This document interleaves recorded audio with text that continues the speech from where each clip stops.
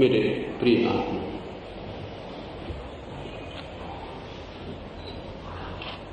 एक मित्र ने पूछा है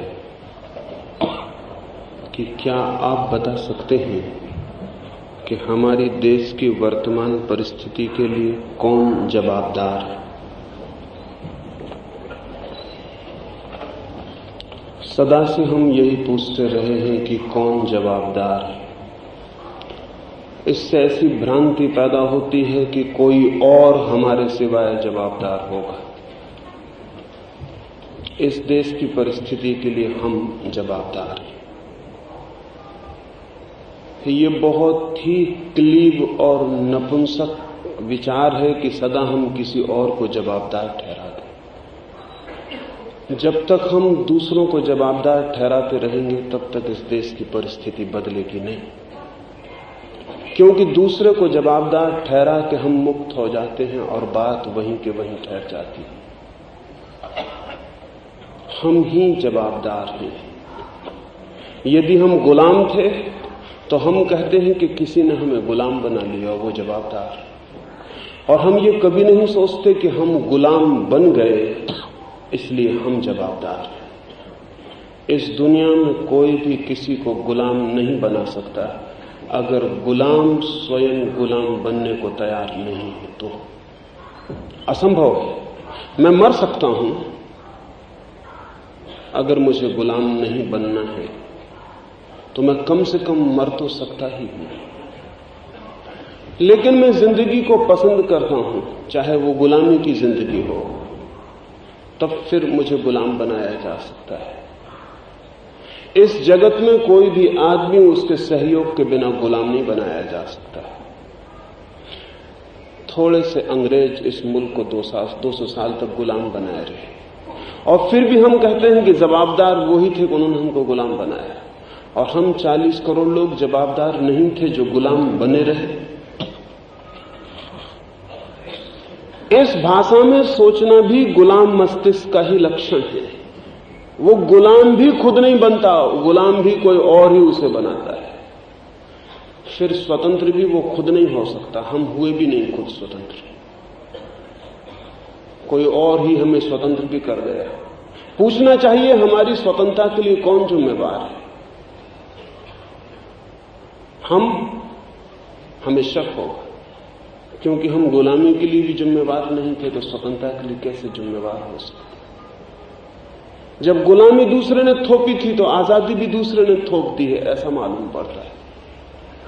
हम आजादी के नीचे भी मुक्त नहीं हुए हैं, दबे दबे हो गए।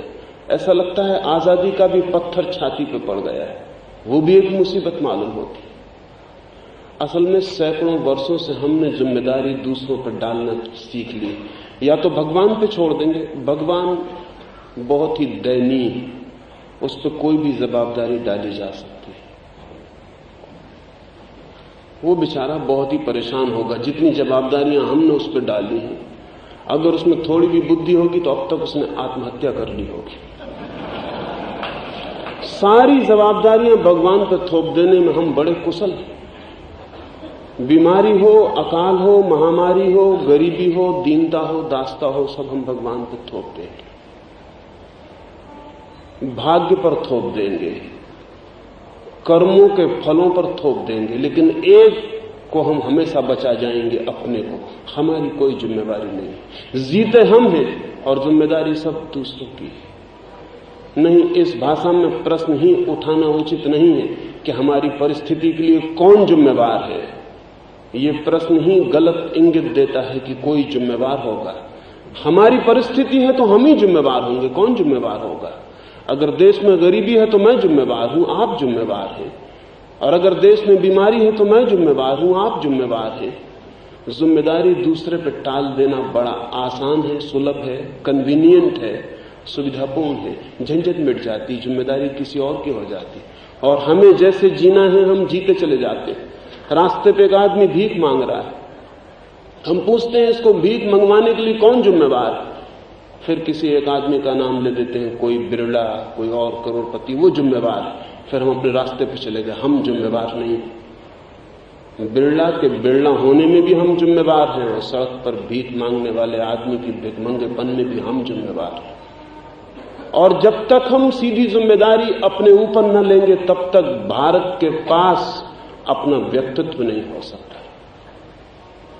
हमें अपना व्यक्तित्व उपलब्ध हम तभी कर सकेंगे। ध्यान रहे, व्यक्तित्व आता है रिस्पॉन्सिबिलिटी से, दायित्व की स्वीकृति से व्यक्तित्व पैदा होता है।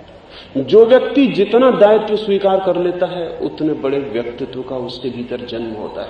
जो सारी जिम्मेदारियां दूसरों पर छोड़ देता है उसकी आत्मा मरती चली जाती है।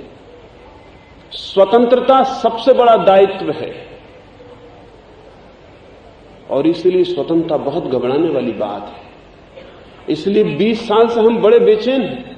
अंग्रेज थे तो हमें एक सुविधा थी, कुछ भी मुसीबत हो तो हम अंग्रेजों पर टाल देते थे। गोली चले जलियांवाले बाग में तो वो अंग्रेज चला रहा था, और 20 साल से गोली चल रही है वो कौन चला रहा है?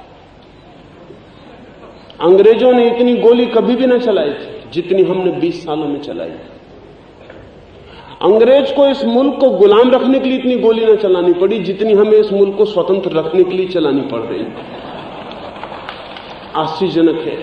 लेकिन अब हम किसको जिम्मेवार ठहराएं, इसलिए बड़ी बेचैनी होती है। अब किसको जिम्मेवार ठहराएं? अंग्रेज था तो मुल्क गरीब था क्योंकि अंग्रेज सोना लूट कर ले जा रहा था। जहाज भर भर के सोने यूरोप जा रहे थे तो हम गरीब थे। अब 20 साल से हमको कौन गरीब बनाए हुए? अब बड़ी मुश्किल हो गई, अब बड़ी बेचैनी। अब हम किस पे जिम्मेदारी डालें? बड़ी सुविधा थी गुलामी में कि सदा जिम्मेदारी किसी और की होती थी। अगर हम कमजोर थे, अगर वैज्ञानिक ना थे, अगर स्वस्थ ना थे तो कोई जिम्मेदार था। सदा जिम्मेदारी के लिए एक खूंटी थी जिसमें हम टांग देते थे सब और हम निश्चिंत सो जाते थे। आजाद हो जाने से बड़ी मुसीबत हो गई। अब सब जिम्मेदारी हमारी। सच तो यह है कि सदा ही सब जिम्मेवारी हमारी थी। एक बार इस मुल्क को यह ठीक से समझ लेना होगा कि जो भी चारों तरफ हो रहा है हम सब उसमें साथी सहभागी। अगर मुल्क कुरूप है तो उसकी कुरूपता में मैं भागीदार हूं। अगर मुल्क में दंगा होता है तो उस दंगे में मैं भागीदार हूं।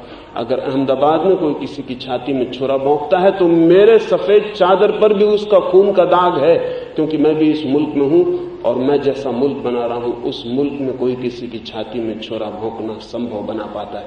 उसमें मैं भागीदार हूं, मैं बच नहीं सकता। और अगर मैं बचने की कोशिश करूंगा तो फिर ठीक है, बहुत आसान।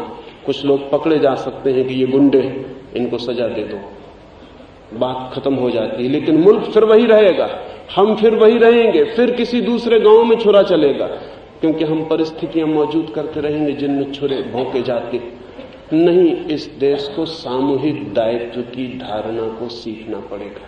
हम सब जिम्मेवार हैं।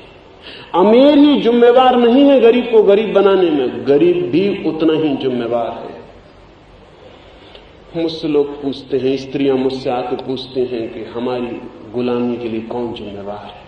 पुरुष जिम्मेवार है, उनका ख्याल, और स्त्रियां जिम्मेवार नहीं। आधी स्त्रियां हैं पृथ्वी पर, आधी से थोड़ी ज्यादा ही होती हैं हमेशा, क्योंकि पुरुष तो कुछ युद्धों में मर जाते हैं, कहीं कहीं और मर जाते हैं, मरने की कई तरकीबें खोज लेते हैं। स्त्रियां थोड़ी ज्यादा ही पड़ जाती हैं। ऐसे भी लड़कियां पुरुष से बचने में ज्यादा शक्तिशाली, उनका रेसिस्टेंस ज्यादा है। इसलिए प्रकृति भी 116 लड़के पैदा करती और 100 लड़कियां पैदा करती, लेकिन शादी की उम्र होते होते तक 16 लड़के मर जाते हैं, 100 रह जाते हैं, और लड़कियां 100 की 100 रह जाती हैं। लड़के की ताकत कम है जिंदगी से लड़ने की, हालांकि ख्याल है पुरुष को कि हम बड़े ताकतवर, लेकिन रेसिस्टेंस कम।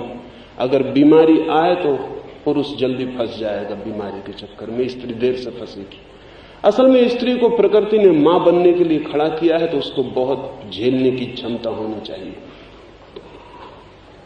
स्त्रियां आधे से ज्यादा हैं और गुलामी के लिए पुरुष जिम्मेवार है और वो खुद जिम्मेवार नहीं। तो अगर स्वतंत्रता पुरुष उनको देगा तो वो स्वतंत्र हो जाएंगे, लेकिन ध्यान रहे दी गई स्वतंत्रता दो कौड़ी की है, क्योंकि दी गई स्वतंत्रता कभी भी वापस ली जा सकती है।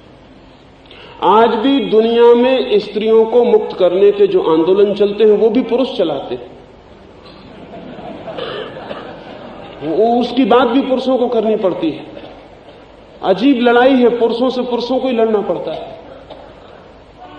स्त्रियां देखती हैं कि पुरुष स्वतंत्र कर दें उन्हें, लेकिन दी गई स्वतंत्रता कितना कीमत रखती है। ली गई स्वतंत्रता का ही कोई मूल्य होता है।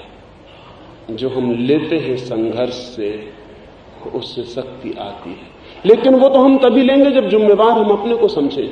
अगर दुनिया की स्त्रियां ये समझ लें कि हम जिम्मेवार हैं अपनी गुलामी के लिए, तो उन्हें कोई गुलाम नहीं रख सकता है। अगर हम अपने दायित्व को समझ लें तो हमारा परिवर्तन अभी शुरू हो जाता है। तो वो जो मित्र मुझसे पूछते हैं, उनसे मैं कहना चाहता हूं, हम जिम्मेवार हैं, हम जवाबदार हैं, हम रिस्पॉन्सिबल हैं। हम इकट्ठे, किसी एक तरफ इशारा नहीं किया जा सकता। जिंदगी सामूहिक है, जिंदगी सहजीवन है। हम साथ इकट्ठे खड़े हैं। दुख में, पीड़ा में, गुलामी में, सुख में, आनंद में हम सब सहभागी हैं। इसलिए जिम्मेदारी कहीं और खोजने अगर हम गए तो वो जिम्मेदारी से बचने का रास्ता है। बचने से बदलाहट नहीं होती। हमें स्वीकार करना ही होगा, हम ही जिम्मेवार हैं। और ये स्वीकृति क्रांति शुरू कर देती है, क्योंकि जब मुझे लगता है कि मैं जिम्मेवार हूं, तो फिर मेरे हाथ उस सहयोग से पीछे हटने लगते हैं जो देश में बुराई लाता हो। जब मुझे लगता है कि मैं जिम्मेवार हूं, तब मैं पीछे हटने लगता हूं। कम से कम अपने सहयोग को तो अलग कर लूं। कम से कम मैं तो इस भांति जीऊं कि मैं इस देश को बदलने के लिए कुछ छोटा सा रास्ता बना सकूं। और अगर एक एक आदमी जिम्मेदारी समझे तो ये देश बदल सकता है। ये अब तक नहीं बदला, क्योंकि जिम्मेदारी सदा दूसरे की थी। एक दूसरे मित्र ने पूछा है कि इंदिरा गांधी आदि नेता समाजवाद लाने में सफल नहीं हो सकेंगे, ऐसा आप क्यों कहते? कहने का कारण है, अगर किसी बच्चे को बूढ़ा बनाना हो तो भी जवानी से गुजारना जरूरी होगा। जिंदगी स्टेजेस में चलती है, जिंदगी में छलांगे नहीं है। बचपन से कोई आदमी छलांग लगा के बूढ़ा नहीं हो सकता, जवानी से गुजरना पड़ेगा। समाजवाद आसमान से नहीं उतरता। समाजवाद पूंजीवाद का अंतिम फल है। पूंजीवाद परिपक्व हो तो ही समाजवाद आ सकता है, और पूंजीवाद पका हुआ ना हो तो समाजवाद नहीं आ सकता है। और अगर लाने की कोशिश की गई तो समाजवाद तो आएगा ही नहीं, पूंजीवाद तक लाना मुश्किल हो जाएगा और देश की स्थिति सामंतवादी रह जाएगी, पूंजीवाद से भी पिछली अवस्था रह जाएगी। आज हम पूंजीवाद से भी पीछे की अवस्था में हैं, हम पूंजीवाद की अवस्था में भी नहीं हैं। इसलिए मैं कहता हूं कि अभी समाजवाद की बातें प्रीमैच्योर है, अप्रौढ़ है। समाजवाद का लक्ष्य ठीक है, समाजवाद लाना है, ये भी ठीक है, लाना ही पड़ेगा, लाना ही चाहिए। लेकिन देश पूंजीवाद की प्रक्रिया से न गुजरे तो समाजवाद ऊपर से थोपा गया होगा, जैसे प्लास्टिक के फूल लगा दिए जाएं। असली फूल के लिए जड़ें चाहिए, बीज चाहिए, पौधा चाहिए। अगर कोई हमसे कहे कि प्लास्टिक के फूल में क्या हर्ज है, तो मैं नहीं कहता कि कोई हर्ज है, लेकिन प्लास्टिक का फूल ठीक समझा जाए तो फूल है ही नहीं। हम समाजवाद को ऊपर से थोप सकते हैं, जबकि मुल्क की आत्मा अभी पूंजीवादी भी नहीं हो पाई। एक दूसरे मित्र ने पूछा है कि आप पूंजीवाद की भी बात करते हैं, समाजवाद की भी, आप बड़ी विरोधी बातें करते हैं। उन मित्र को अंदाज नहीं है कि पूंजीवाद और समाजवाद में विरोध नहीं, पूंजीवाद की ही विकसित अवस्था समाजवाद है। जवानी में, बुढ़ापे में विरोध दिखाई पड़ सकता है। बूढ़ा कह सकता है कि बड़ा दुख है कि अब मैं जवान न रहा, लेकिन उसकी जवानी ही उसको बुढ़ापे तक लाई है। बुढ़ापे और जवानी में विरोध नहीं है, बुढ़ापा जवानी की ही विकसित अवस्था है। कच्चे फल में और पके फल में विरोध नहीं है, पका फल कच्चे फल की अवस्था। हालांकि दोनों में बुनियादी फर्क है। कच्चा फल कभी गिर नहीं सकता, पका फल वृक्ष से गिर जाएगा, लेकिन कच्चा फल ही पके फल के लिए रास्ता बनता है। ये ख्याल में मत लें कि पूंजीवाद और समाजवाद में विरोध। पूंजीवाद और समाजवाद दुश्मन नहीं है, पूंजीवाद की ही प्रक्रिया का परिणाम समाजवाद है। असल में पूंजीवाद ही समाज को उस स्थिति में लाता है जहां समाजवाद संभव हो सके, और इसलिए समाजवाद जब आएगा तो हमें पूंजीवाद को धन्यवाद ही देना पड़ेगा। उसके बिना कभी समाजवाद नहीं आ सकता है। लेकिन हम जिंदगी को सदा दो हिस्सों में तोड़ के देखने के आदमी। हम विरोध में ही सोचते हैं, हम सब चीजों को विरोध में तोड़ लेते हैं कि ये विरोध है, लेकिन विरोध कहां है? अगर पूंजीवाद पूंजी पैदा करेगा तो ही पूंजी का वितरण हो सकता है। पूंजीवाद के पहले समाजवाद दुनिया में क्यों ना आ सका? मार्क्स के पहले बुद्धिमान लोग पैदा ना हुए थे? कोई बुद्ध में कम बुद्धिमानी थी कि महावीर में, कि कन्फ्यूशियस में, कि क्राइस्ट में, लेकिन किसी को समाजवाद का ख्याल ना आया। उसका कारण था कि पूंजीवाद ही ना आया हो तो समाजवाद का ख्याल पैदा ही नहीं हो सकता। मार्क्स कोई बुद्ध, महावीर या कृष्ण से ज्यादा बुद्धिमान आदमी न था, लेकिन मार्क्स एक नई स्थिति में था जहां पूंजीवाद आना शुरू हो गया था, इसलिए मार्क्स सोच सकता था समाजवाद की बात।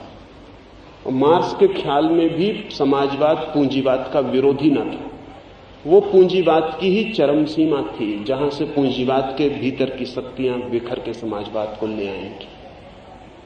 मार्क्स ने कभी सोचा भी न था कि रूस में समाजवाद पहले आ जाएगा, क्योंकि रूस पूंजीवादी देश न था। मार्क्स की भविष्यवाणी रूस के लिए न थी।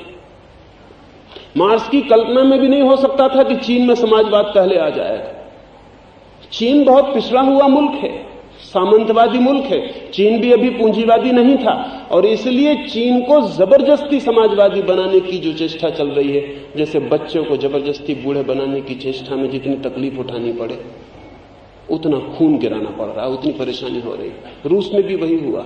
अगर मार्क्स जिंदा हो जाए तो बहुत हैरान होगा कि रूस में समाजवाद आया कैसे, क्योंकि रूस तो पूंजीवादी ही न था। रूस तो पूरा फ्यूडल था, वहां तो भी पूंजी की कोई उन्नति न हुई थी, कोई औद्योगिकरण न हुआ था, लेकिन रूस के क्रांतिकारियों ने जबरदस्ती समाजवाद थोपने की कोशिश की। 40 साल जबरदस्ती समाजवाद थोपने के परिणाम में रूस को इतनी पीड़ा झेलनी पड़ी जितना पूंजीवाद किसी को इतनी पीड़ा कभी भी नहीं दे सकता, न कभी दी। इतनी कंडेंस्ड वायलेंस, इतनी सघन पीड़ा से रूस को गुजरना पड़ा। अगर हम उतनी ही पीड़ा से गुजरने को तैयार हों तो इंदिरा जी समाजवाद ला सकती है, लेकिन उतनी पीड़ा से गुजरने को भारत तैयार नहीं, और न तैयार किया जाना चाहिए, और न इंदिरा जी की समझ में है कि उतनी पीड़ा से गुजारना पड़ेगा तब समाजवाद आ सकता है। असल में अगर हमें पानी को भाप बनाना है तो 100 डिग्री तक गर्म होने देना पड़ेगा। 100 डिग्री तक पानी गर्म हो जाए तो भाप बन सकता है। भाप पानी की उल्टी नहीं है, 100 डिग्री के बाद की अवस्था है। भाप विरोधी नहीं है, 100 डिग्री के बाद की अवस्था है। पूंजीवाद जब 100 डिग्री पर उबलता है तो समाजवाद आना शुरू होता है। एक तो नैसर्गिक प्रक्रिया है कि पानी धीरे धीरे गर्म होकर 100 डिग्री तक पहुंचे, और एक व्यवस्था ये है कि सारे घर में आग लगा के एकदम पानी को गर्म कर लिया जाए। सारे घर में आग लगा के भी पानी गर्म हो सकता है, लेकिन उसमें पानी ही भाप नहीं बनेगा, घर के मेहमान भी, सब मित्र भी, रहने वाले भी भाप बन जाएंगे। मैं चाहता हूं कि ये देश समाजवादी हो। कोई भी सहानुभूति, थोड़े भी प्रेम से, थोड़ी भी करुणा से, थोड़ी भी समझ से भरा हुआ आदमी हो, वो समाजवाद के विरोध में नहीं हो सकता। सब बुद्धिमान आदमियों को साम्यवादी, समाजवादी होना ही पड़ेगा, वो अनिवार्यता है।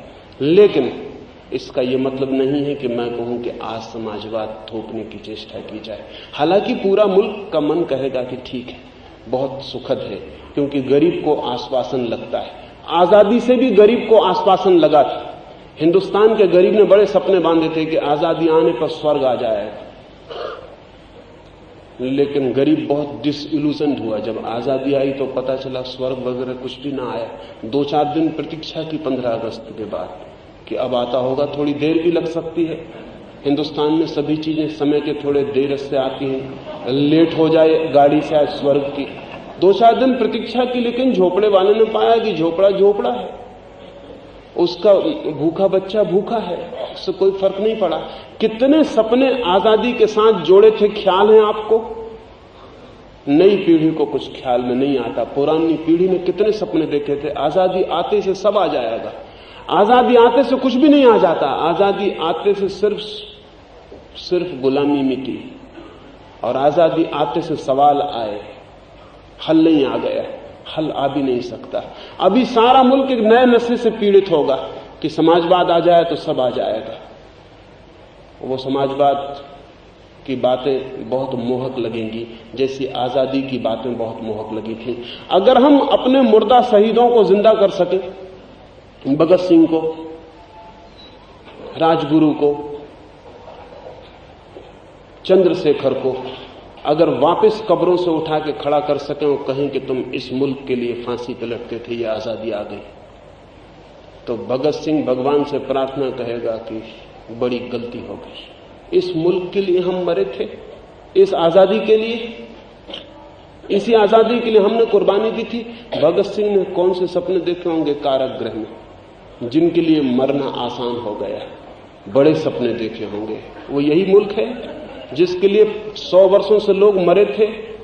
नहीं, वो सपने का मुल्क कभी नहीं आया। अभी समाजवाद का सपना, नया सपना पैदा हो रहा है।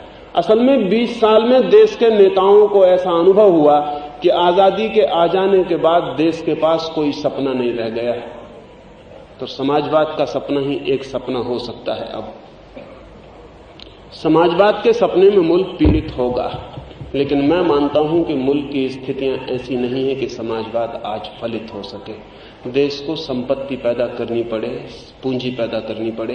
अगर देश संपत्ति और पूंजी पैदा न करे तो बांटने का सवाल नहीं उठता। बटेगा क्या?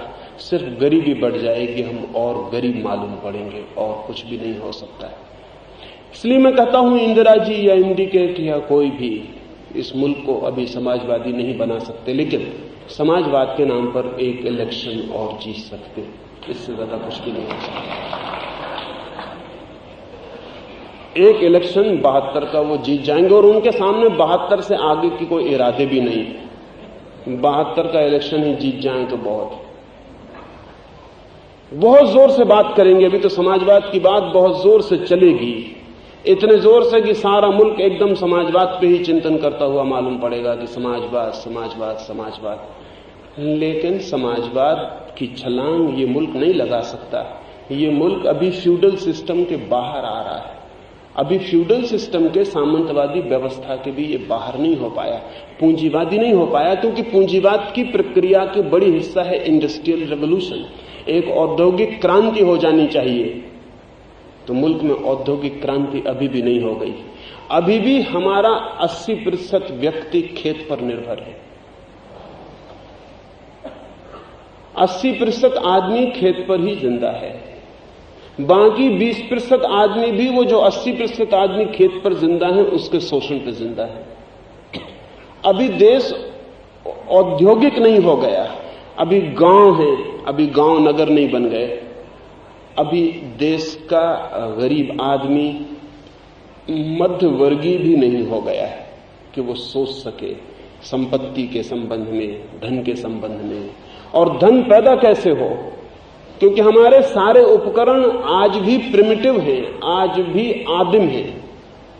आज भी हम आदिम बातों पर बैठे हुए हैं और आदिम बातों से संपत्ति पैदा करने की कोशिश कर रहे हैं। एक आदमी खेत में बैल को लगा के जुता हुआ है। बैल का ईजाद हुए कोई 5000 साल हो गए। 5000 साल पहले जिस आदमी ने बैल जोता था खेत में, वो बड़ा क्रांतिकारी आदमी रहा होगा, लेकिन 5000 साल बाद भी जो बैल जोत रहा है उसकी बुद्धि पर शक होता है। हम अभी औद्योगिक क्रांति से नहीं गुजरे। उद्योग बढ़े, संपत्ति इतनी आए कि देश में बांटी जा सके, तो समाजवाद चरितार्थ हो सकता है, अन्यथा नहीं। इसलिए मैं कहता हूं कि कोई अभी समाजवाद नहीं ला सकता। इसमें कोई इंदिरा जी या उनके साथियों की कमजोरी नहीं है, इसमें देश की वैज्ञानिक स्थिति की जैसी स्थिति है उसकी मौजूदगी कारण। इसमें मैं चाहूं या कोई भी चाहे तो समाजवाद नहीं ला सकता, और अगर लाना हो तो एक ही रास्ता है, फिर स्टालिन जैसा नेता चाहिए या माओ जैसा नेता चाहिए जो समाजवाद लाने के लिए इतना खून कर सके, इतनी हत्या कर सके। उतनी हत्या की हमारी तैयारी नहीं दिखाई पड़ती कि हम उतनी हत्या के लिए राजी हो जाएं। फिर लोकतंत्र नहीं चाहिए, क्योंकि लोकतंत्र समाजवाद नहीं ला सकेगा इस हालत में। लोकतंत्र समाजवाद ला सकता है अमेरिका जैसी हालत में, इस हालत में नहीं ला सकता। इस हालत में तो बंदूक का कुंदा हो और छाती के पीछे तोप लगी हो और पूरे वक्त मरने का डर हो, जबरदस्ती काम लिया जा सके और जबरदस्ती धन पैदा करवाया जा सके, तो शायद 50 वर्ष की हत्या और हिंसा के बाद हम थोड़ी बहुत संपत्ति पैदा कर सके, लेकिन आज भी रूस अमीर नहीं हो सका है। 50 साल के अनुभव के बाद भी रूस एक गरीब देश है। हमें लगेगा कि अगर रूस गरीब देश है तो चांद पर पहुंचने की कोशिश कैसा करता है। वो कोशिश ऐसे ही है जैसे एक गरीब आदमी सिल्क का कुर्ता पहन के और सामने के पड़ोसी धनी आदमी के सामने अकड़ के निकले, चाहे घर में भूखा रह जाए। रूस की कोशिश वैसी ही है, इसलिए रूस पिछड़ भी गया उस दौड़ में, क्योंकि वो दौड़ इतनी महंगी थी कि अमेरिका के लिए शौक था, रूस के लिए जान की बन गई, इसलिए पिछड़ना भी पड़ा उस दौड़ में। और फिर नीचे जनता का दबाव भी बढ़ा कि घर में खाने को ना हो। पिछले कुछ वर्षों से रूस को भी गेहूं कनाडा से खरीदना पड़ रहा है।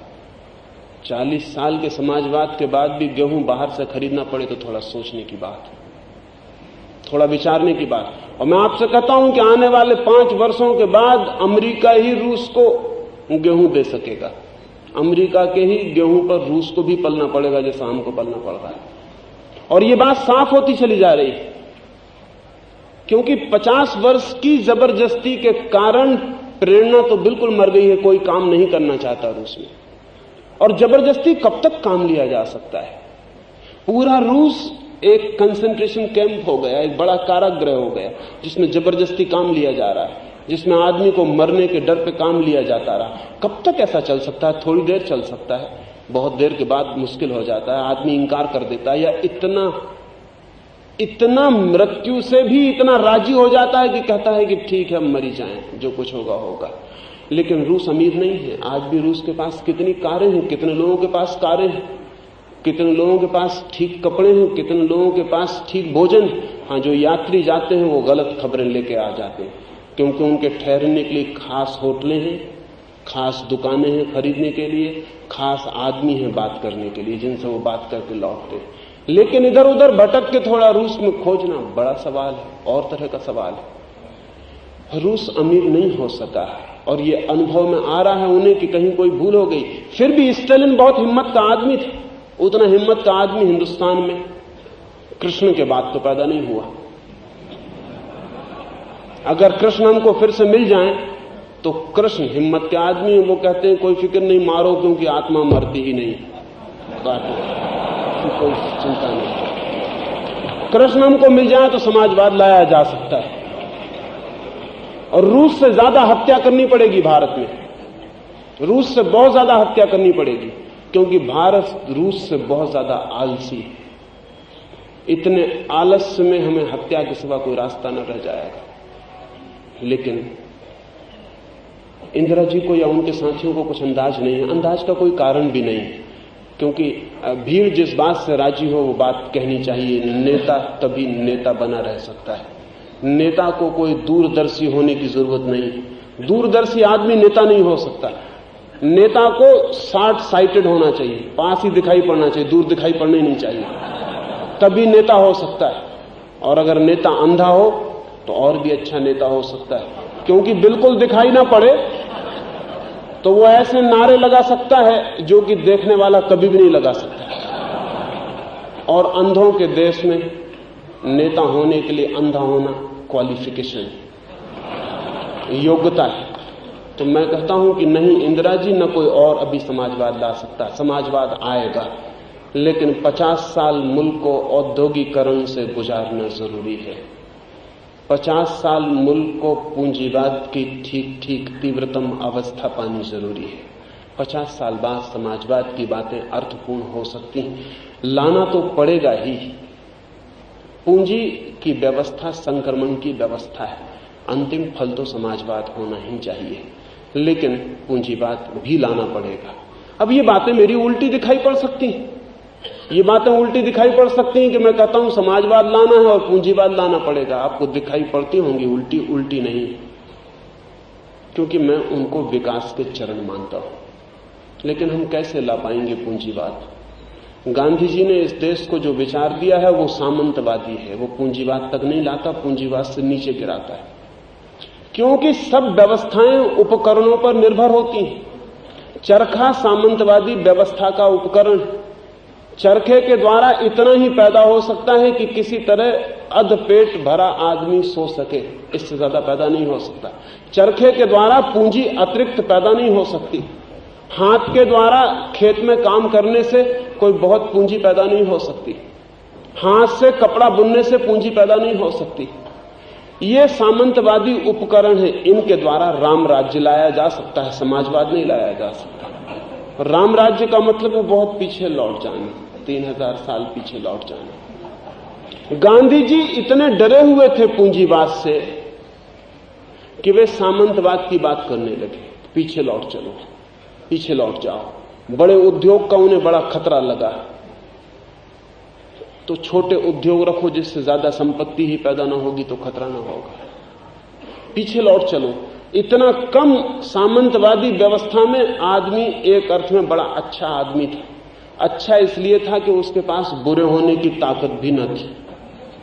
आखिर बुरे होने के लिए भी ताकत चाहिए।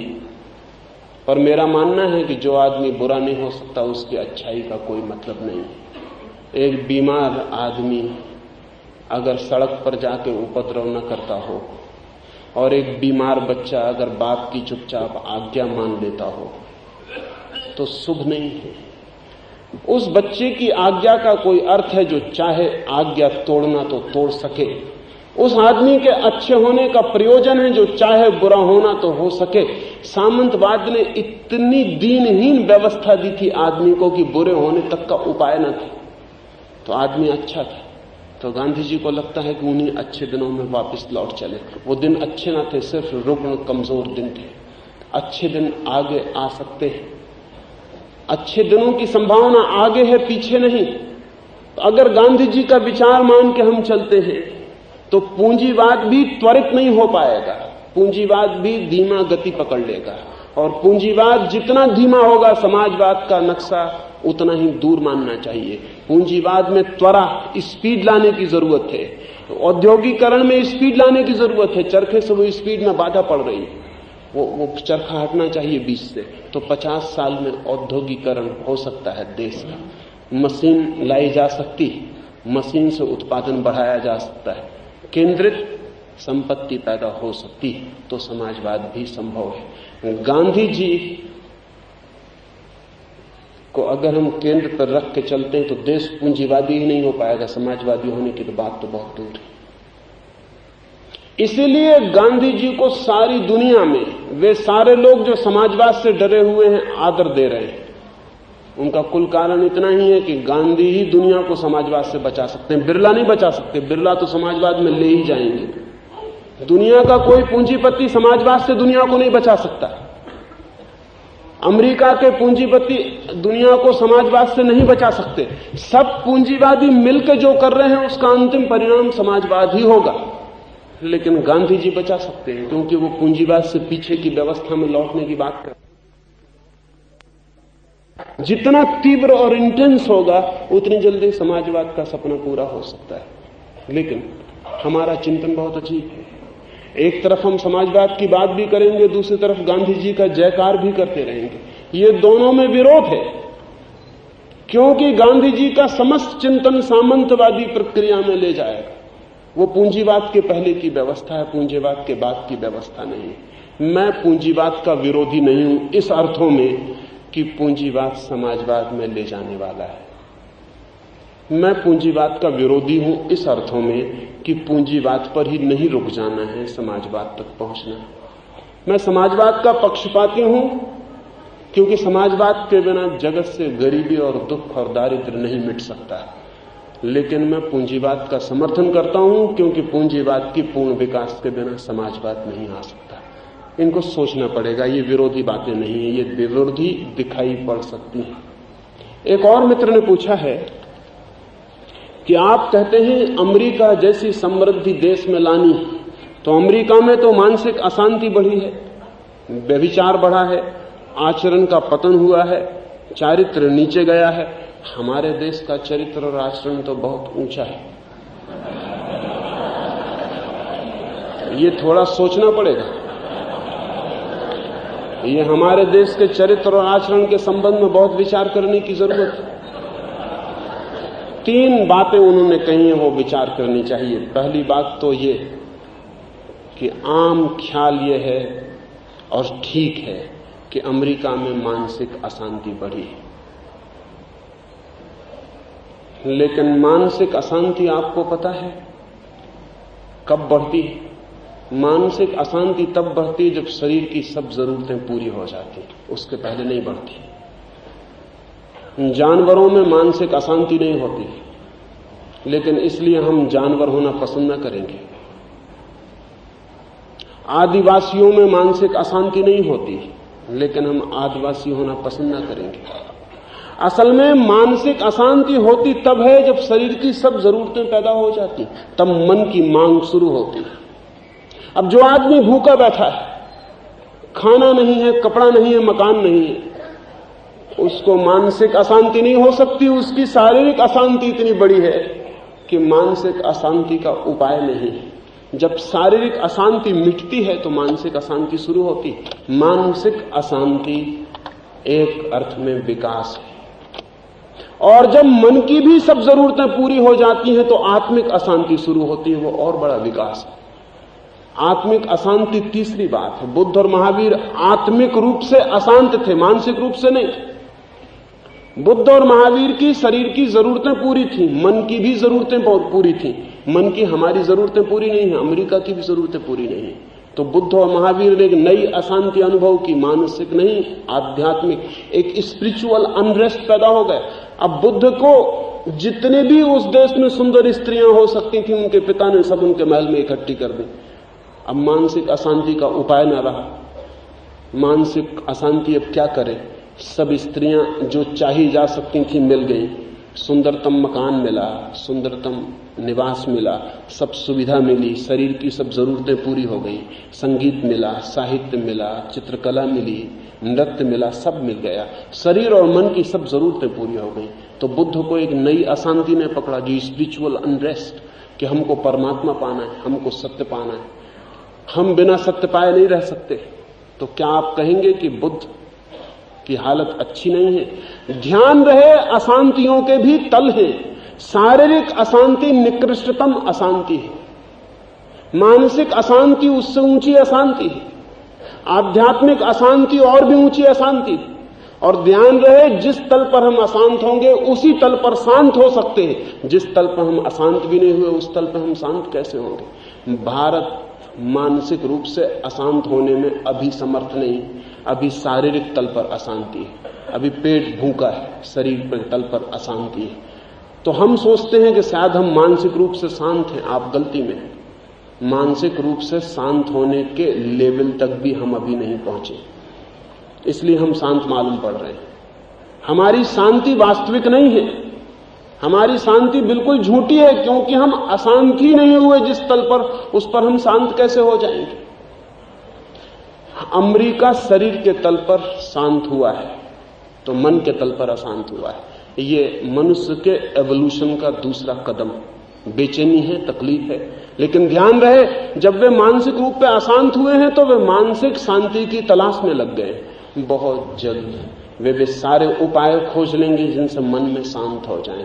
तब एक नई अशांति अमेरिका में शुरू होगी जो आध्यात्मिक होगी। वे ईश्वर, सत्य और निर्वाण और मोक्ष की खोज से बेचैन हो जाएंगे। तब क्या हम कहेंगे कि वो लोग आध्यात्मिक रूप से अशांत हो गए, उनसे तो हम बेहतर? नहीं, मैं आपसे कहता हूं वे हमसे बेहतर हैं, क्योंकि हमसे ऊंचे तल पर अशांत हैं, तो ऊंचे तल पर शांत भी हो सकते हैं। इसको नियम मानता हूं मैं कि जिस तल पर हम अशांत होंगे उसी तल पर शांत हो सकते हैं, लेकिन तल के नीचे हैं हम शरीर के तल पर अशांत हैं। मेरे पास लोग आते हैं, वे पहले आते हैं कि हमें ध्यान सीखना है, बहुत अशांति है। फिर कुछ दिन मेरे पास रुकते हैं, मैं उनसे और बात करता हूं तो पता चलता है किसी को लड़की की शादी करनी है असल में, इसलिए अशांति है। वो कहता है कि ठीक है, जब निकट आता है तो पहले तो वो ध्यान और परमात्मा की बात करता है, जब निकट आता है तो वो धीरे से बात करता है कि लड़की बड़ी हो गई और शादी करनी। किसी के लड़के को नौकरी नहीं मिल रही, वो बेकार है। किसी को बीमारी है जो ठीक नहीं हो रही, किसी के घर में इतनी अव्यवस्था है कि कोई उपाय नहीं रह गया। उससे वो कह रहे हैं कि हम मानसिक रूप से अशांत हैं। खोजने आते हैं ध्यान, लेकिन बहुत जल्दी पता चलता है कि उनको अगर धन मिल जाए तो ध्यान से ज्यादा कीमती सिद्ध होगा। धर्म की बात करते आते हैं, भगवान के मंदिर की तरफ आते हैं, लेकिन भगवान से भी हाथ जोड़ के पता है क्या मांगते हैं वो? अगर हम आदमी जो मंदिर में हाथ जोड़े खड़े हैं उनको ऊपर से देख के लौट आए तो हम समझेंगे कि बड़े धार्मिक आदमी। हो सकता है वे भीतर कह रहे हों कि मेरा जिससे प्रेम है उसी से विवाह करवा दिया जाए, नौकरी नहीं मिल रही है नौकरी दिलवा दी जाए, रिटायरमेंट हुआ जा रहा है और 2-4 साल नौकरी चल जाए तो अच्छा है, शादी नहीं हो रही बच्चे की तो बच्चे की शादी हो जाए, बीमारी है बीमारी दूर हो जाए। एक आदमी मेरे पास आया और उसने कहा कि मुझे भगवान पे पक्का विश्वास आ गया है, क्योंकि मैंने प्रार्थना की थी कि मुझे नौकरी मिल जाए और मुझे नौकरी मिल गई। मैंने कहा सस्ता विश्वास है, आगे अब इसका फिर से दोबारा परीक्षा मत करना भगवान की, नहीं तो गड़बड़ हो जाए। उसने कहा क्या मतलब आपका? मैंने कहा कि अब भूल चूक से किसी तरह मिल गई है नौकरी तो ठीक है, अब तुम विश्वास ही रखना, अब आगे परीक्षा मत करना, नहीं तो भगवान हर परीक्षा में सही ना निकलेगा। अब ये जो आदमी है इसकी शारीरिक तकलीफ है। हमारी इस देश में तकलीफ शारीरिक है, मानसिक नहीं। लेकिन हमारे देश के साधु संत समझाते हैं लोगों को, देखो अमेरिका में कितनी मानसिक अशांति है। उनको पता नहीं कि अमेरिका में मानसिक अशांति हमसे विकसित होने के कारण है, वो अविकसित अवस्था नहीं है, वो हमसे विकसित अवस्था है। असल में जीवन में ऊंची अशांतियां पैदा होनी शुरू होती हैं। एक जंगली आदमी है, उसको अगर संगीत सुनने को न मिले तो कोई अशांति ना होगी। उसे अगर कालिदास और शेक्सपियर पढ़ने को न मिले तो कोई अशांति ना होगी। वो मजे से अपने जंगल में जो कर रहा है करता रहेगा। उसे कभी ख्याल ही ना आएगा कि शेक्सपियर को पढ़ने का भी एक आनंद है और मोज़ार्ट को सुनने का भी एक आनंद है और पिकासो के चित्रों को देखने का भी एक आनंद है। लेकिन जिस आदमी ने पिकासो के चित्रों में आनंद लिया, उस आदमी को पिकासो के चित्र देखने को न मिले तो अशांति शुरू हो जाएगी। और जिसने वीणा के रस में डुबकी ली, उसे अगर वीणा सुनने को न मिले तो अशांति शुरू हो जाएगी। अशांतियों के तल है। जितना आदमी विकसित होता है ऊंची अशांतियां पकड़ती हैं। सौभाग्यशाली हैं वे जिनके नीचे की अशांतियां शांत हो गई और ऊंची अशांतियों ने जिन्हें पकड़ लिया है। क्यों? क्योंकि वे ऊपर की अशांतियां उन्हें ऊपर की शांतियों की खोज में ले जाएंगी। अमेरिका खोज पर निकल पड़ा है। आज अमेरिका में सारा गहरे से गहरा चिंतन इस बात का है कि मन शांत कैसे हो सके। ध्यान रहे उनका, अगर मन शांत होगा तो हम और उनमें जमीन आसमान का फर्क होगा। आज वे इस चिंता में पड़े हैं कि क्या एलएसडी से मन शांत हो सकेगा, कोई केमिकल तरकीब खोजी जा सकती है, कोई ध्यान का रास्ता हो सकता है, कोई मेडिटेशन हो सकती है, कोई उपाय हो सकता है जिससे मन शांत हो सके। 25-30 वर्षों में वे मन की शांति के उपायों में भी दीक्षित हो जाएंगे। वे मन के विज्ञान को भी खोज लेंगे और हम यहां बैठ के प्रशंसा कर अनुभव करते रहेंगे, आत्म प्रशंसा, कि हम बड़े शांत हैं, वे बड़े अशांत हैं। उन्हीं मित्र ने पूछा है कि वहां आत्महत्या बढ़ गई। ध्यान रहे, आत्महत्या मनुष्य के बौद्धिक विकास के साथ बढ़ती है। जितना मानसिक रूप से बौद्धिक रूप से अविकसित आदमी होगा उतनी आत्महत्या नहीं करता। आदिवासी आत्महत्या नहीं करते।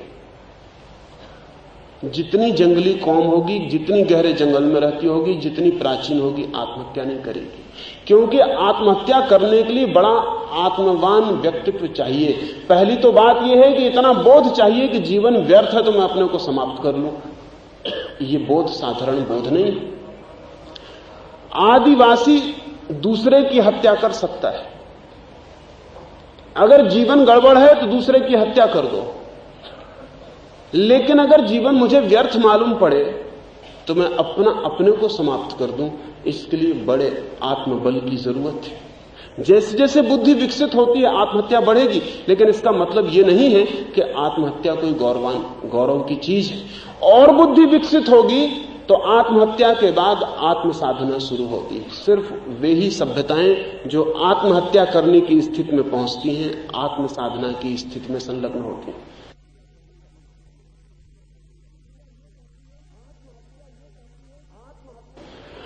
आत्महत्या यह कहती है कि कुछ बदलना पड़ेगा, मिटाना पड़ेगा।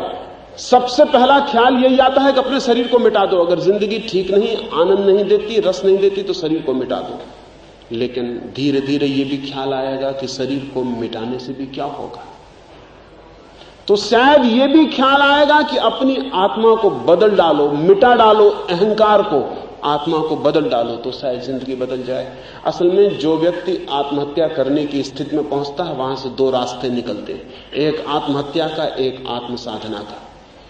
पहले आत्महत्या की जाएगी, धीरे धीरे आत्म साधना में रुचि बढ़ेगी, क्योंकि आत्महत्या बहुत लंबी देर तक खींची नहीं जा सकती। अमेरिका में आत्महत्याएं बढ़ी हैं, और मैं आपसे कहता हूं आने वाले 50 वर्षों में आत्म साधनाएं बढ़ेंगी, क्योंकि आत्महत्या स्थायी चीज नहीं हो सकती, वो संक्रमण की बात है। उन मित्र ने पूछा है कि वहां व्यभिचार बढ़ा है, आचरणहीनता आई है। ये सवाल बहुत ज्यादा जटिल है। पहली तो बात यह है कि अमेरिका जैसे मुल्क में पहली दफा आंकड़े उपलब्ध हुए, हमारे मुल्क में आंकड़े नहीं। आंकड़े न होने से हमें बड़ी सुविधा है। अगर मैं आपसे एक एक आदमी से आके पूछूं कि आपने अपनी जिंदगी में अपनी पत्नी को छोड़कर और किन किन स्त्रियों से प्रेम किया, तो कोई भी राजी नहीं होगा। हाँ, बता देगा कि पड़ोसी ये कर रहे हैं, लेकिन अपन दूर है।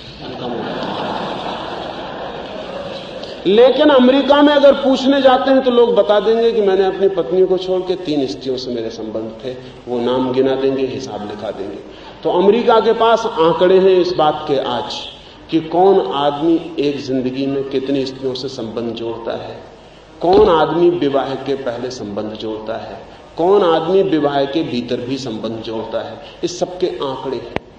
उन आंकड़ों की वजह से यहां के साधु संत बड़े प्रसन्न होते हैं। वो आंकड़े उठा लेते और वो कहते हैं कि देखो अमेरिका में ये हो रहा है। 40% लड़कियां कहती हैं कि हमने विवाह के पहले संभोग का अनुभव किया है, हद हो गया व्यभिचार का। लेकिन आंकड़ों की कमी, तथ्यों की कमी नहीं है। असल में आंकड़े भी सभ्यता के विकास के साथ ही उपलब्ध होते हैं। अमेरिका का व्यक्ति आज इतना समर्थ है कि बेफिक्र है, निश्चिंत है, वो सच बात कह सकता है। हम सच बात कहने में भी समर्थ नहीं। व्यभिचार उतना ही है, लेकिन पर्दे के पीछे है, वो पर्दे के बाहर नहीं।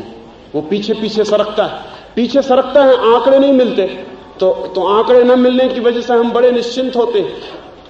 आंकड़े बहुत नई घटना है, स्टैटिक्स की साइंस बहुत नई चीज है। अगर हम पता लगाने जाएं कि आज से 1000 साल पहले हिंदुस्तान में कितनी वेश्याएं थी, तो कोई पता नहीं लग सकता। इसका मतलब यह नहीं है कि वेश्याएं नहीं थी। अगर हम आज भी पता लगाने जाएं कि हिंदुस्तान में कितने लोगों ने जिंदगी में मैस्टरबेशन, हस्तमैथुन किया है, तो आंकड़े नहीं मिल सकते, लेकिन अमेरिका में मिल सकते हैं। उसका कारण यह है कि जिंदगी को सीधा साफ पाखंड की तरह नहीं लिया जा रहा है। एक आदमी से पूछे तो वो कह देगा कि हाँ ऐसा ऐसा हुआ। उसकी वजह से मनुष्य को समझने में बड़ी सुविधा हुई, सच्चाइयां सामने आई, हैरानी के तथ्य प्रकट हुए, और नए तथ्यों ने जीवन को संवारने सुधारने की नई सुविधा जुटाई है। उसका परिणाम यह हुआ है कि हम आदमी के वास्तविक व्यक्तित्व को जानने में जितने समर्थ आज हो गए हैं, उतने कभी भी नहीं थे। क्योंकि आदमी ऊपर एक शक्ल बनाया था, भीतर कुछ और था। वो कहता कुछ और था, करता कुछ और था। आज अमेरिका में हम पता लगा सकते हैं कि वो करता क्या है, और अगर करने का पता लगे तो बहुत हैरानी की बात है। अनुभव किया गया, अभी जो 10 वर्षों में खोजबीन होती है अमेरिका में, उसके बहुत अजीब परिणाम। उसके परिणाम ये हैं कि करीब 70% लोग जीवन में कभी ना कभी हस्तमैथुन करते हैं। तो अब ये हमको आंकड़ा मिल गया। ये आंकड़ा अमेरिका के आदमी पर ही लागू नहीं है, ये सारी दुनिया के आदमी पर लागू है। और जैसे जैसे आदमी विकसित होगा, सारी दुनिया में ये आंकड़े कमोबेश 2-4-10% के फर्क से मिलने शुरू हो जाएंगे। लेकिन अभी हमारे पास आंकड़े नहीं। आंकड़े तो दूर है, हस्तमैथुन की पब्लिक रूप से चर्चा करनी मुश्किल है, आंकड़ा तो बहुत मुश्किल है। और अगर हम किसी से पूछने जाएंगे तो वो डंडा उठा लेगा कि आप पागल हो गए, मैं ऐसा काम करूंगा। या आप किसी और से पूछिए, ऐसा कहीं कोई नहीं करता। हम जिंदगी को उसकी सच्चाई, उसकी नेकेडनेस में, नग्नता में स्वीकार करने को राजी नहीं। अगर हम किसी पत्नी से पूछें कि तुझे कभी कोई और पुरुष सुंदर मालूम पड़ता है, वो कहता आप कैसी बातें करते, अगले जन्म में भी इसी पति को पाने की प्रार्थना कर रही है। कभी कोई पुरुष मुझे सुंदर मालूम पड़ते नहीं, मेरे पति से ज्यादा सुंदर कोई है ही नहीं। अब ये असंभव है बात, ये बिल्कुल असंभव है। और पुरुष भी सुंदर हैं और सड़क पर वे दिखाई पड़ते हैं तो सुंदर मालूम भी पड़ेंगे, ये बिल्कुल स्वाभाविक है। इसमें न कुछ पाप है न कोई आचरणहीनता है। पति ने कोई सुंदर होने का ठेका नहीं ले लिया है और न पत्नी ने सुंदर होने का ठेका ले लिया है। लेकिन दूसरे की पत्नी से अगर मैं कहूं कि आप बहुत सुंदर हैं तो झगड़ा हो सकता है। हालांकि झगड़ा होना नहीं चाहिए, मैं सिर्फ एप्रिसिएशन कर रहा हूं, मुझे धन्यवाद मिलना चाहिए। आपके बगीचे में आऊं और कहूं कि आपका गुलाब का फूल बहुत सुंदर है तो झगड़ा नहीं करते आप, और आपसे कहूं कि आपकी लड़की बहुत सुंदर है तो झगड़ा शुरू हो जाए। अगर गुलाब के फूल से आप प्रसन्न हुए थे तो लड़की के सौंदर्य की चर्चा सुन के आपको और भी प्रसन्न होना चाहिए था। सौंदर्य सहज तथ्य है जीवन का, लेकिन हमने उसे स्वीकार नहीं किया है। हमारी अस्वीकृति हमारा आचरण बनी हुई है और हम सोचते हैं कि हम बहुत आचरणवान हैं। मैं इधर साधु सन्यासियों से निरंतर मिलता हूं, मैं बहुत हैरान हुआ। एक आंकड़ा मेरी नजर में आना शुरू हुआ कि मैं मुश्किल में पड़ गया। जब साधु सन्यासी मुझे मिलते हैं और मुल्क में हजारों लोगों से मेरा संबंध है, तो वो मुझसे सबके सामने आत्मा परमात्मा की बातें करते हैं। फिर वो कहते हैं कुछ एकांत में बातें करनी है साधना के संबंध में। फिर वे एकांत में मिलते हैं तो सिवाय सेक्स के उनका कोई प्रॉब्लम नहीं होता। वो कहते हैं कि हम बड़ी मुश्किल में पड़े। अभी 6-7 दिन पहले एक साधु मुझे मिलने आए और उन्होंने मुझसे कहा कि मैं मुश्किल में पड़ा हुआ हूं। ब्रह्मचर्य के लिए जो भी नियम कहे गए सबका पालन करता हूं, लेकिन ब्रह्मचर्य सत्ता नहीं।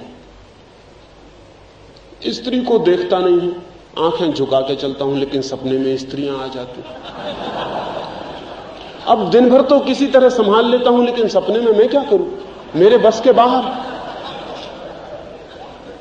इधर ये नहीं खाता हूं, ये नहीं खाता हूं, ये नहीं खाता हूं, कम खाता हूं, सब है, लेकिन स्वप्न दोष बंद नहीं होते। अब एक साधु ये कहेगा, लेकिन ये सबके सामने वो स्वीकार करने को राजी नहीं। मैंने कहा तुम इसे सबके सामने कहो ताकि लोगों को पता चल सके कि साधु की क्या मुसीबत है, ताकि और लोग साधु ना बन जाए। लेकिन वो ये कहने को राजी नहीं होगा। सबके सामने वो ब्रह्म की बातें करेगा और सबके सामने समझाएगा कि ब्रह्मचर्य महान आनंद है, और वो किस कष्ट में और किस नरक में पड़ा है ये वो भीतर अनुभव करेगा। उन सन्यासी ने मुझसे कहा कि आप ठीक कहते हैं, लेकिन अगर मैं ये सबके सामने कहूं तो उससे कुछ भी सिद्ध ना होगा। सिर्फ इतना ही सिद्ध होगा कि ब्रह्मचर्य तो ठीक है, मैं गड़बड़ हूं, और कुछ सिद्ध ना होगा। मैं इस झंझट में क्यों पढ़ूं? जब कोई दूसरा नहीं पढ़ रहा है तो मैं क्यों झंझट? अभी लोग मेरे पैर छूते हैं, नमस्कार करते हैं, आदर करते हैं, सब मेरा आदर खो जाएगा, सब सम्मान खो जाएगा। सम्मान और आदर के डर से सत्य खो रहा है, खोता रहा है।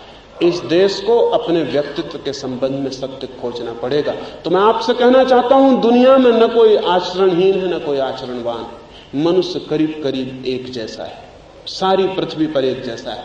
थोड़े बहुत फर्क हैं हवाओं की वजह से, गर्मी और ठंड की वजह से। वो फर्क आदमी के फर्क नहीं है, क्लाइमेटिक फर्क है, लेकिन आदमी सारी दुनिया में एक जैसा है। आदमी में कोई बुनियादी फर्क नहीं है। और इस भ्रम में पड़ने की कोई जरूरत नहीं कि हम कुछ ज्यादा चरित्रवान हैं और कोई दूसरा कम चरित्रवान है। फिर हमारी चरित्र की अपनी व्याख्याएं हैं। अगर हिंदुस्तान में किसी के संबंध में कह दिया जाए कि वह आदमी चरित्रहीन है, तो आप समझते हैं क्या समझेंगे? आप फौरन समझेंगे कि कुछ सेक्स के मामले की गड़बड़ है। अगर किसी के बाबत कह दिया जाए कि फला आदमी चरित्रहीन है, तो हमें यही ख्याल आएगा कि उसके यौन संबंधों की कोई गड़बड़ है। हमें कभी ख्याल ना आएगा कि वो आदमी झूठ बोलता होगा। हमें कभी ख्याल ना आएगा कि वो आदमी वचन के लिए प्रतिबद्ध नहीं रहता है। हमें कभी ख्याल ना आएगा कि वो आदमी आचरण की और कोई भूलें करता होगा। हमें फौरन सेक्स का ख्याल आएगा। चरित्रहीन का मतलब ही हमारे मन में यह है कि कुछ ना कुछ उसके सेक्सुअल संबंधों में कोई गड़बड़ है।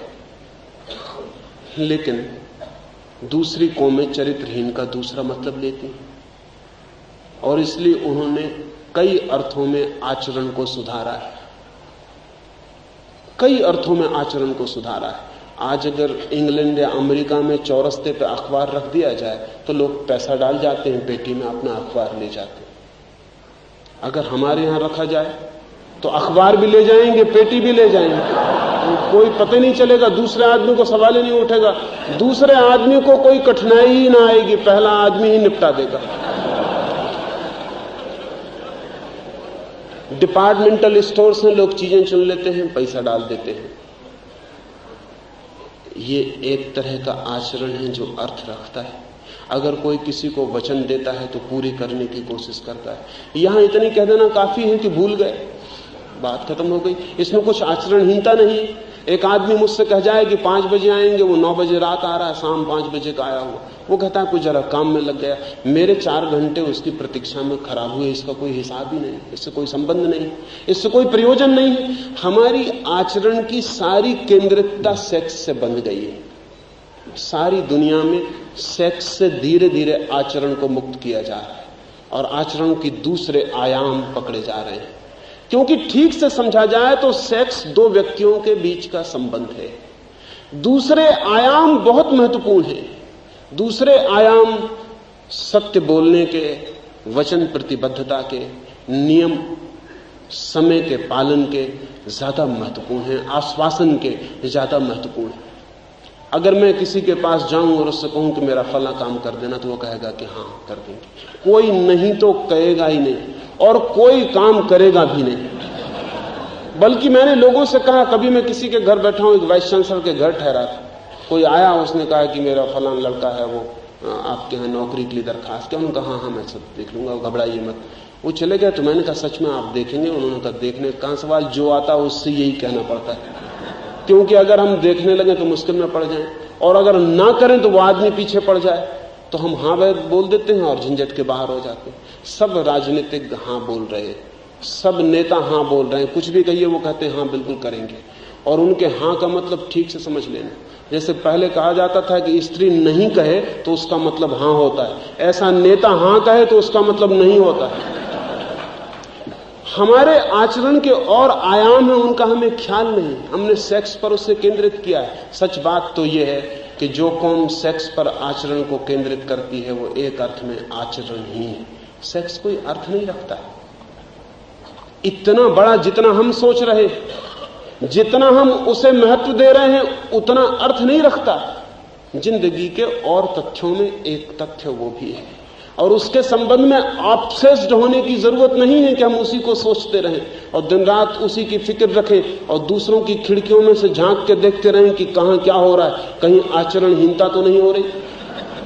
सब एक दूसरे की तलाश में लगे हुए कि कहीं कोई आचरणहीनता तो नहीं हो रही। ये पूरी बात आचरणहीनता की है। मेरे एक मित्र हैं, डॉक्टर हैं, दिल्ली में सरदार हैं, वो गए हुए थे लंदन एक मेडिकल कॉन्फ्रेंस में भाग लेने।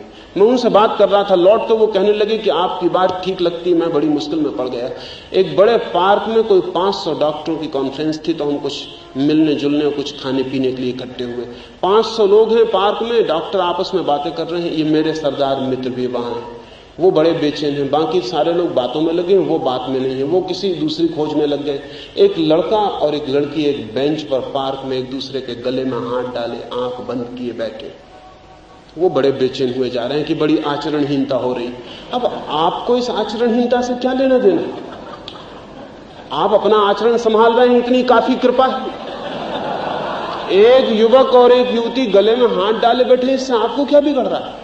और उनका गले में हाथ डाले बैठना, उनका आंख बंद करके बैठना एक पवित्र क्षण भी हो सकता है, प्रेयरफुल भी हो सकता है, प्रेमपूर्ण भी हो सकता है। और सच तो यह है कि जब 2 व्यक्ति प्रेम में एक दूसरे के निकट होते हैं, तब इतनी पवित्रता जन्मती है जितनी पवित्रता और कभी नहीं जन्मती। मगर उनको कहां फुर्सत है, वो तो परेशान हुए जा रहे हैं। उन्होंने बगल के डॉक्टर से कहा कि ये क्या आचरणहीनता हो रही पब्लिक पार्क में। उस डॉक्टर ने कहा आपको क्या मतलब? और मैं हैरान हूं कि आप बार बार वहीं क्यों देख रहे हैं, और आप ज्यादा वहां मत देखिए, नहीं तो पुलिस वाला आके आपको उठा के ले जा सकता है। क्या अशिष्ट व्यवहार कर रहे हैं आप? वो उन 2 व्यक्तियों की बात है, वो उनकी जिंदगी की बात है, ये उनका लेना देना, उससे आपको क्या प्रयोजन है? वो आपको कहां बाधा डाल रहे हैं? वो बेचारे आंख बंद किए चुपचाप न मालूम किस काव्य में खो गए हैं। आप क्यों उपद्रव बीच में बन रहे हैं? आपसे क्या लेना देना है? नहीं, उन्होंने कहा कि मेरे बर्दाश्त के बाहर है, पब्लिक पार्क में ऐसी आचरणहीनता हो रही। अब वो हमारी बुद्धि है, हम इसको आचरणहीनता कहें। किसको आचरणहीनता कहें? ये डॉक्टर आचरणहीन है या एक युवक और युवती का एक दूसरे के पास बैठना आचरणहीन है? अगर एक युवक और युवती का प्रेम करना आचरणहीन है, तो ये पृथ्वी ज्यादा दिन नहीं चल सकती, तो इसका बचने उपाय नहीं। और ये पृथ्वी डूबेगी तो डॉक्टर भी नहीं बच सकता, ये भी जाएगा इसमें। नहीं, मेरी दृष्टि में ये डॉक्टर आचरणहीन है। दूसरे व्यक्तियों के जीवन में इतनी ज्यादा घुसपैठ आचरणहीनता है। दूसरे व्यक्तियों का अपना जीवन है, उस जीवन में हम इतनी आतुरता से प्रवेश करें, ये हमारे भीतर किसी गहरी कमी का द्योतक है। मेरी अपनी समझ, मैंने उस डॉक्टर को कहा, मैंने कहा ऐसा प्रतीत होता है तुम किसी स्त्री को कभी प्रेम नहीं कर पाए। काश तुमने किसी स्त्री को प्रेम किया होता, काश तुम किसी स्त्री के पास बैठकर किसी स्वप्न में खो गए होते तो तुम्हें आचरणहीनता मालूम न होती। लेकिन तुमने कभी किसी स्त्री को प्रेम नहीं किया, इसलिए तुम्हें आचरणहीनता दिखाई पड़ी। और तुमने कभी किसी स्त्री को नहीं चाहा, इसलिए तुम दूसरे बहाने खोज के उस लड़की को देखते रहे। वो तुम्हारा देखना, वो तुम्हारा झांकना, वो चोरी से तुम्हारा उसकी तरफ बार बार रुख करना एकदम चरित्रहीनता का लक्षण। हम चरित्र की क्या परिभाषा करते हैं, इस पर सब कुछ निर्भर करता है। हमें आप हैरान होंगे, हमारे शास्त्रों में जिनमें बड़े बड़े साधु सन्यासियों ने, बड़े महात्माओं ने किताबें लिखी, उसमें स्त्रियों की भारी निंदा की और निंदा के साथ साथ स्त्रियों के एक एक अंग की रसपूर्ण चर्चा भी की। असल में साधु सन्यासी स्त्रियों की निंदा के बहाने उनके अंगों की चर्चा का रस भी ले लेते। वो चर्चा भी साथ चलेगी, वो निंदा भी साथ चलेगी, वो चर्चा भी साथ चलेगी। कौन है चरित्रवान? चरित्र के हमें सारे आधार बदलने पड़ेंगे। अब तक जिसको हम चरित्र कहते रहे वो चरित्र कम है, वो दूसरे को दुष्चरित्र सिद्ध करने की चेष्टा ज्यादा है।